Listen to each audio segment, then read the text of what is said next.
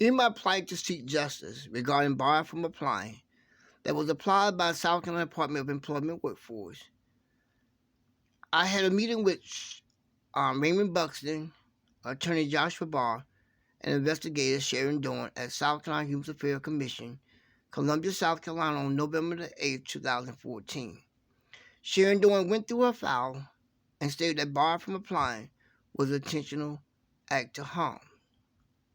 But in my plight for justice, South Carolina Department of Employment Workforce stated that I was harassing and created a hostile work environment, which is not true. But this is what the institutional racism and white people and government corruption will use against a black person in order to discredit them when they have a legitimate claim. They want to make you out to be some type of monster. They want to make you out to be stupid or insane, because when they promote that false narrative without evidence, we have had a history of easily buying into it without any justification and without any evidence. And that's what happened in my case. This letter from Joshua Barr, he confirmed several things in this letter, and I'm going to point them out. One, he stated I was very respectful during the meeting, which I was. He stated that South Carolina Department of Employment Workforce had stated that I had created a hostile work environment and harassment. I'm going to destroy that lie in a moment. He also declared that I went on several interviews before barred from applying and after barred from applying. That is true. But those interviews was fake interviews. They were done in the act of retaliation, because each one of those interviews, where I went to Rock Hill, South Carolina, Myrtle Beach, South Carolina, Beaufort, South Carolina, and to Greenwood, South Carolina for those interviews, going in one direction, it took me at least two and a half hours to 3 hours in order to get to those interviews. But I didn't mind because I wanted employment. But I never could imagine that people would have been that evil and that retaliatory against someone without due cause. And that would happen to me. And so he also stated in this letter that he could not determine whether the interview was sincere or not.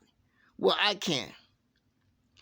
Now, you cannot, on one hand, declare that I created a hostile work environment due to harassment, and then on the other hand, you send me on 4 interviews to your agencies as being qualified for those positions. How can it be both? It cannot be both. You cannot feel threatened by me and not offer me employment,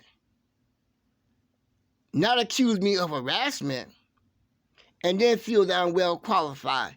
It ain't so. When I went to the interview in Greenwood, South Carolina, I was a little concerned about my well-being and how I would be treated and whether I would be arrested by coming on their property, knowing that South Carolina Department of Employment Workforce has stated in writing that I was harassing them and creating a hostile work environment, which is not true. But what institutional racism allows us to do, and white people, they allow us to create a false narrative without evidence, because we don't hold anybody accountable.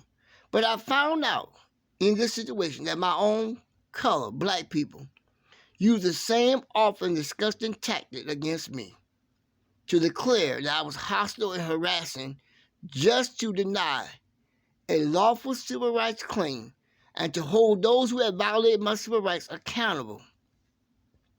Well, when I went to the interview, before I went to the interview in Greenwood, South Carolina, I contacted Patricia Fuller of the United States Equal Employment Opportunity Commission of Greenville, asking her opinion about what should I do because of the allegation made by South Carolina Department of Employment Workforce by email. And she responded by email stating that she cannot tell me what to do or not to do.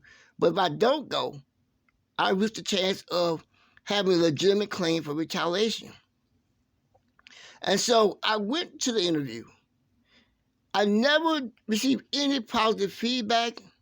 I never received any return phone calls from any of those interviews I went on. And so that's also was reason why I said it was fake interviews.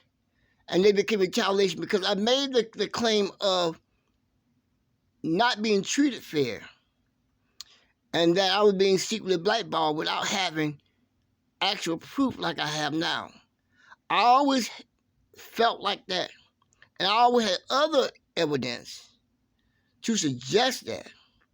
But I never had the actual writing in black and white as I do now, which verified what I had believed before.